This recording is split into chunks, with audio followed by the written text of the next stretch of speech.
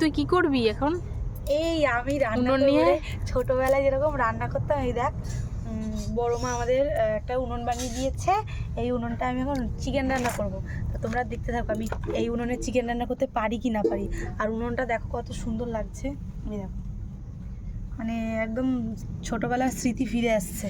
তো যাই হোক, এই রান্নাটা আমি করছি, দেখতে থাকো। এবার এবার আমি উনুনটা ধরিয়ে নিচ্ছি। দেখো, এই দেখো, দেশলাই দিয়ে, সরি, গ্যাস লাইট দিয়ে আমি উনুনটা ধরাচ্ছি। ও বাবা, এখন এটা ধরাতে কতক্ষণ সময় লাগবে জানি না। দেখো আগুন ধরেছে, এনে দিই।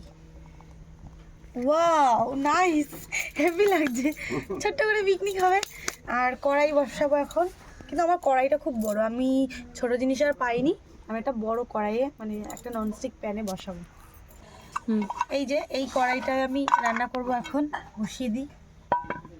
বাপরে, কিন্তু আমি তো উনুনের আগুনই দেখতে পাবো না। তো যাই হোক, সুন্দর আগুন জ্বলছে যদিও।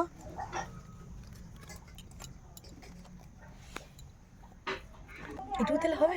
হ্যাঁ, এই ধোয়া ভালো লাগছে না। এখন আমি দিয়ে দেবো কড়াইয়ে তেল। তেলটা গরম হোক। আমি এখন পেঁয়াজ দিচ্ছি এর মধ্যে।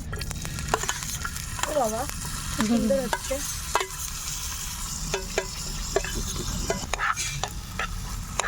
মিনি উনুনে রান্না করার মজাই আলাদা, মানে একটা ছোটোখাটো পিকনিক হয়ে যাচ্ছে। এবার দেব রসুন বাটা আর জিরে বাটা, মানে জিরে আর আদা বাটা। আর এই যে আমাদের চিকেন পুরো এক বাটি।